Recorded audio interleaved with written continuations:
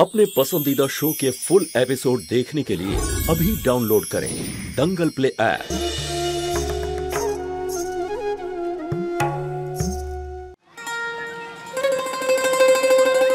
আরে বাবু, এটা এটা এখানে লাগাতে হয়।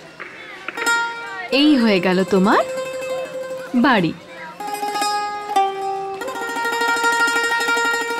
জ্যোতি, বাচ্চারা তোমার সঙ্গে এমন ভাবে মিশে গেছে যেন তুমি অনেক দিন ধরে এখানে আছো। আঙ্কেল। হ্যাঁ বলো।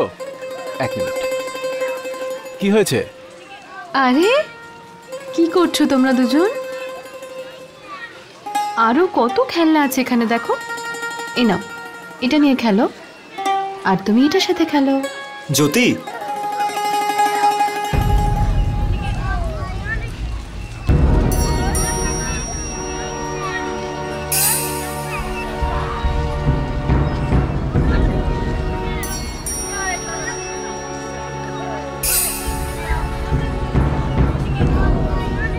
আপনি এখানে কেন এসেছেন?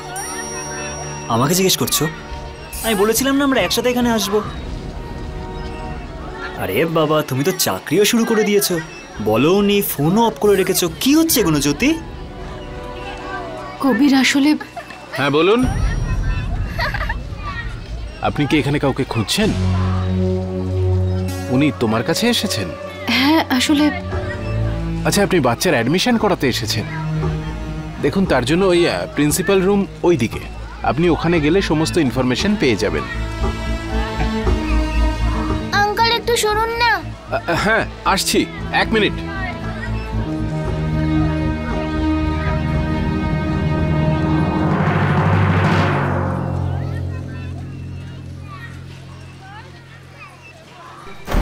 কি ব্যাপার, আপনি এখনো দাঁড়িয়ে আছেন? Any confusion? না না না না, ঠিক আছে ঠিক আছে, আমি চলে যাবো, থ্যাঙ্কস। আঙ্কেল, রেডের উপর কোন কালারটা লাগাবো? দাঁড়াও, আমি আসছি।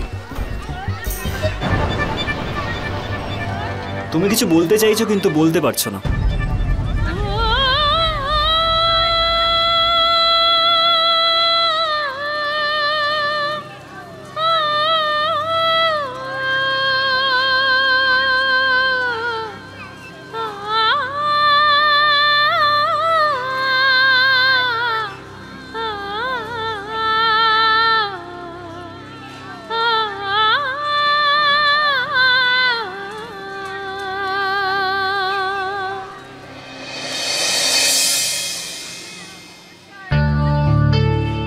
জ্যোতি, আমি প্রিন্সিপালকে বলে রেখেছি, তুমি গিয়ে দেখা করো।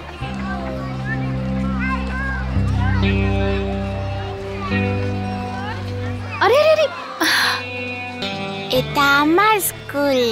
আচ্ছা, তুমি কে? এটা আমারও স্কুল। আমার সঙ্গে বন্ধুত্ব করবে? আরে বাবলি, মা আমি বন্ধু করে নিয়েছি। আরে ভেরি গুড। আপনি এখানকার টিচার? ওর নাম হলো বাবলি, আজকেই ওর অ্যাডমিশন হয়েছে। আমারও। আই মিন আমি আজই জয়েন করেছি। আচ্ছা, জ্যোতি, জ্যোতি শর্মা। ঋতু। এটা আমার না, এটা আমায় দাও। এটা আমার বাবা দিয়েছে, আমি তোমায় দেব না, সরে যাও। আমার বাবা আমার জন্য কেন ডল নিয়ে আসে না মা? আর দেখাও তো করতে আসে না।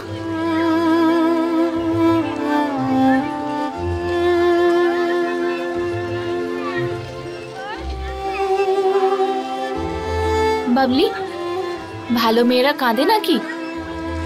যেমন আজকে এই আন্টি তোমার বন্ধু হয়েছে, এখানে তোমার অনেক বন্ধু হবে আরো। এবার তাড়াতাড়ি আমাকে প্রমিস করো যে আর কাঁদবে না। আমার সোনা মেয়ে।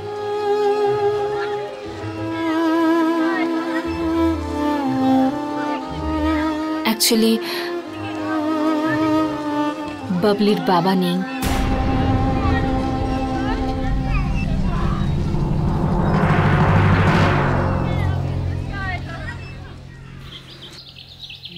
ঠিক আছে স্যার, এরকমই হবে।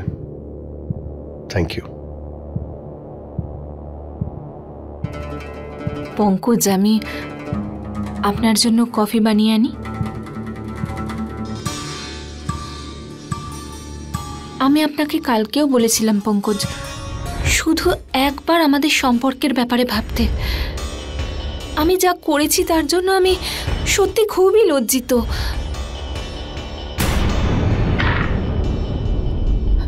পঙ্কজ, প্লিজ আমাদের সম্পর্কটাকে আর একটা সুযোগ দিন।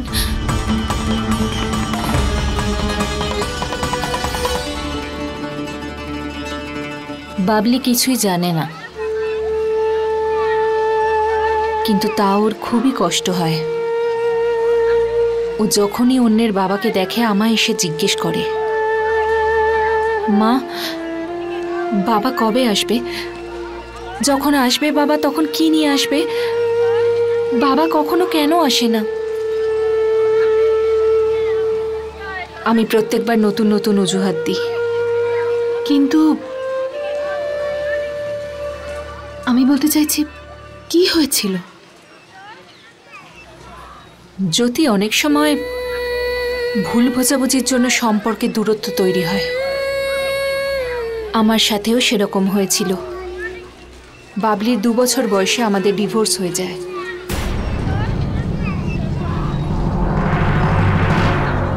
ওনার পরিবারের লোকেরা আমার ওপর চরিত্রহীন হওয়ার অপবাদ দেয়। ওই সময় সবাই আমায় বলেছিল, লড়াই করো, তোমার ওপর এরকম অপবাদ কি করে দিতে পারে। কিন্তু আমি এটাই ভেবেছিলাম যে সম্পর্কের বিশ্বাসটুকুই বাকি নেই, সেই সম্পর্কটাকে বাঁচিয়ে কি করব। সেই সময় শুধু আমি আমার মেয়েকে চেয়েছি। আমি বাবলিকে আমার সাথে নিয়ে ওনার জীবন থেকে সারা জীবনের মতো দূরে চলে গেছি।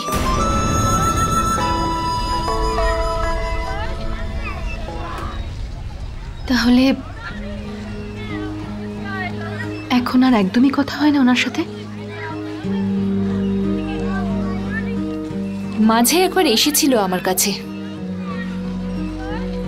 ক্ষমা চাইতে, এটা বলতে যে ওনার ভুল উনি বুঝতে পেরেছেন, চাইছিলেন যাতে আমি আবার ওনার জীবনে ফিরে যাই। কিন্তু ততদিনে অনেকটাই দেরি হয়ে গেছিল।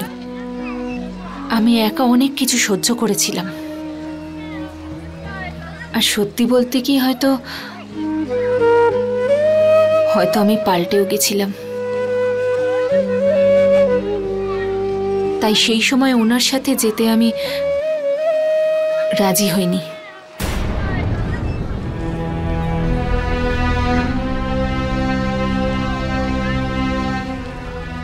এটা শুনে একটা পুরুষের ইগোতে তো লাগবেই, তাই না?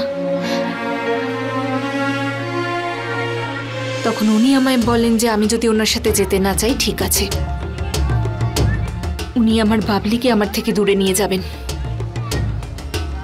কিন্তু আমি চুপ করে বসে থাকার পাত্রী নই। সেই সময় আমি কোর্টে যাই, কোর্টে লড়ি।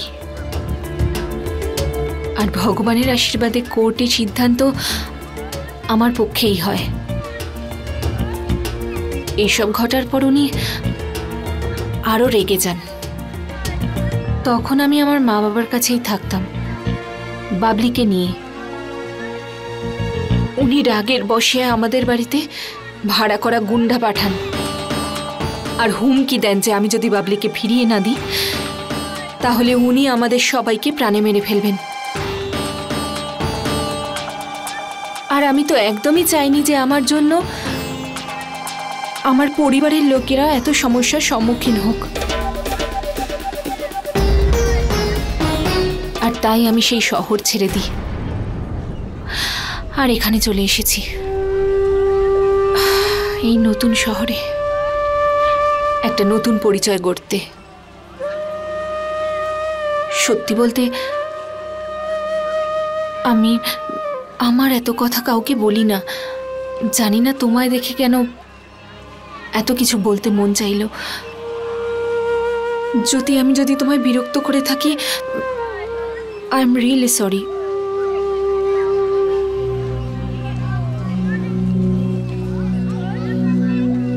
আমাদের দুজনের জীবনের গল্পটা প্রায় এক। যদি ঋতু নিজের সন্তানকে একাই বড় করতে পারে, তাহলে আমিও আমার সন্তানকে বড় করতে পারবো।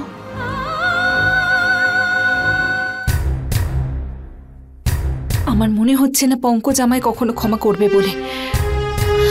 আর গৌতমও আমাকে ঠকিয়েছে। এবার আমি কি করব?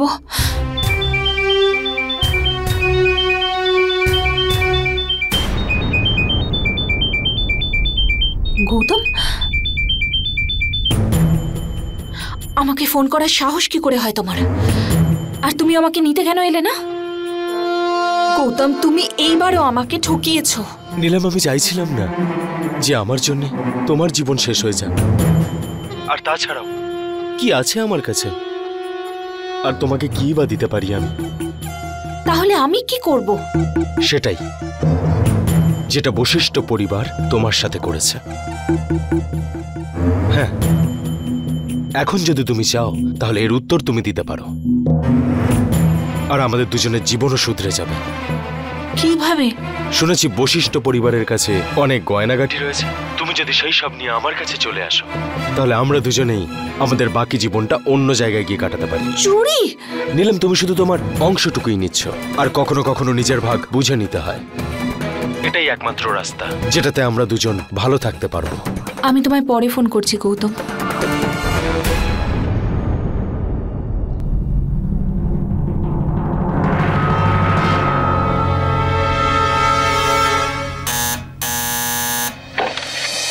আরে দিদি, তুই তো ইন্টারভিউ দিতে গেছিলি, এত তাড়াতাড়ি হয়ে গেল কি করে? দেখ, তোকে কত ক্লান্ত দেখাচ্ছে। গিয়ে বস এবার, বস বস। আরে পুনাম, দিদির জন্য জল নিয়ে এসো। তুই আবার আজকে চাকরিটা জয়েন করে নিসনি তো? হ্যাঁ, আসলে একটা ভ্যাকেন্সি ছিল, তাই ভাবলাম। আর তুই তো শরীরের ব্যাপারে একবারও ভাবলি না। আরে চাকরি কি পালিয়ে যাচ্ছে নাকি রে দিদি? সন্দীপ, পরামর্শ তাকেই দেওয়া উচিত যে সেটার মর্যাদা দেবে। আর এমনি তো জ্যোতি দিদি তো সবসময় সেটাই করে যেটা দিদির মন চায়। তুমি কেন বারবার করে এক কথা বলছো দিদিকে? পুনম, কালকে এত বড় একটা নাটক করার পরেও তোমার মন ভরেনি যে আজকে আবার শুরু করাচ্ছ তুমি? যা মুখে আসছে তাই বলে যাচ্ছ।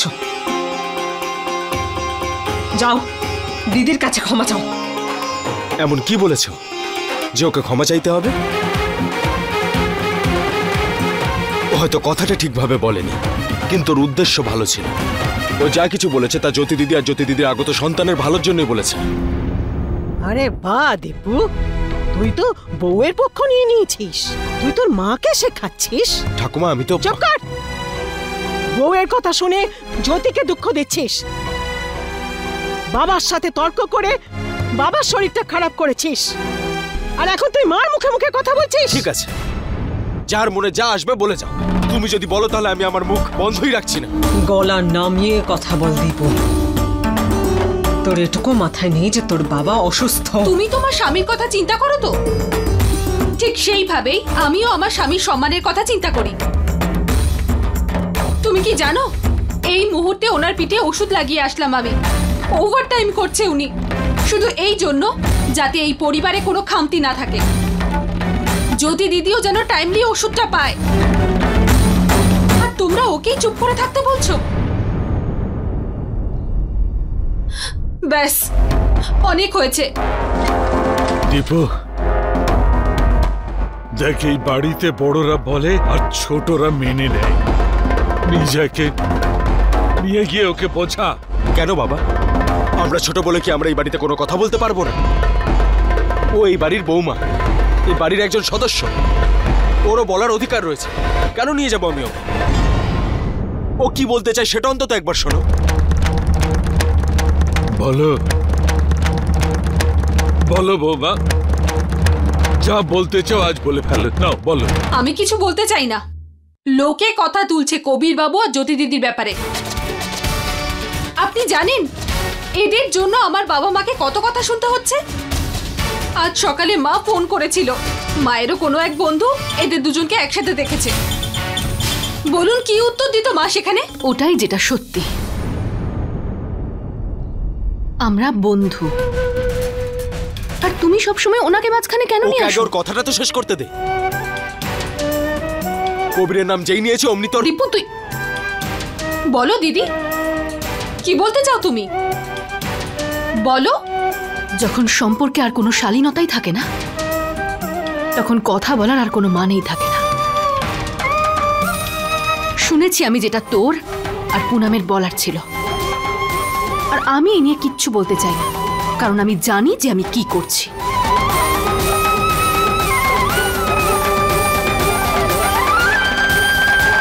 দাঁড়াও দিদি, কথা যখন উঠেছেই তো সেটাকে আজ শেষ করতে দাও। উত্তর না দিয়ে কাপুরুষরা পালিয়ে যায়, যার মনে পাপ আছে। আমি দিচ্ছি তোমার সব প্রশ্নের উত্তর। এবার তুমি চুপ করো তো, তোমার শরীর ঠিক নেই। চলো ঘরে চলো, তুমি চলো। না পদ্মা না, প্রাণের থেকে অনেক বড় সম্মান। যদি আমি এই মেয়েটার প্রশ্নের উত্তর না দিই তাহলে ও কালকে আমাকে যা ইচ্ছা বলতে পারে।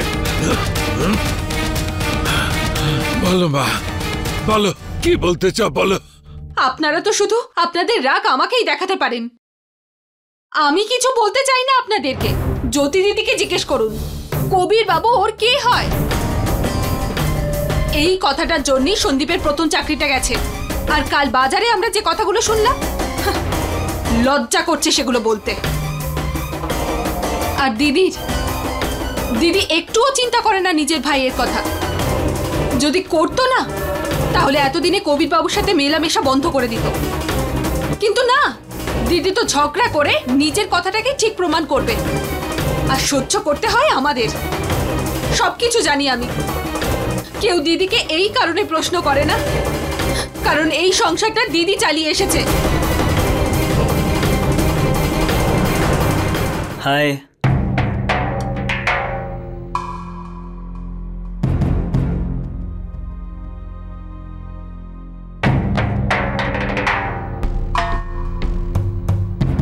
কি হয়েছে দীপু?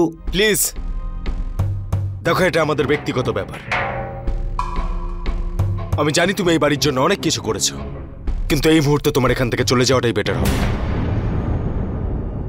হ্যাঁ, আমি চলে যাব, কিন্তু এভাবে তুমি কোনো সমস্যার সমাধান তো বের করতে পারবে? হ্যাঁ হ্যাঁ, তুমিই তো বের করতে পারবে। তোমার কথাই তো এখানে সবাই শোনে। আমার আর আমার ওয়াইফের কথা তো কেউ শোনেই না এখানে।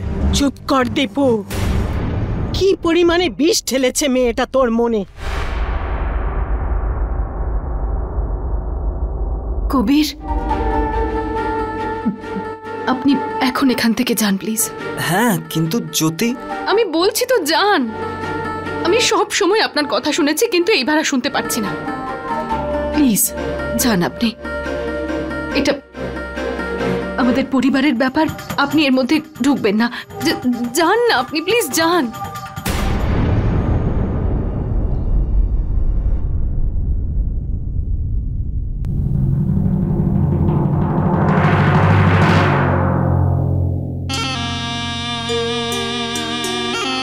সন্দীপ, কেউ আমাদেরকে এখান থেকে চলে যেতে বলার আগে এটাই ভালো হবে যে আমরা নিজেদের রাস্তা খুঁজে নিই।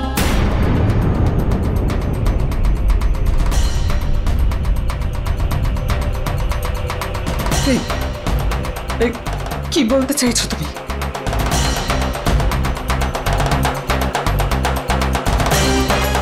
পরিষ্কার করে বলো। যেই ছাদের নিচে মাথা উঁচু করে কথা পর্যন্ত বলা যায় না, তো সেখানে থাকার কি প্রয়োজন?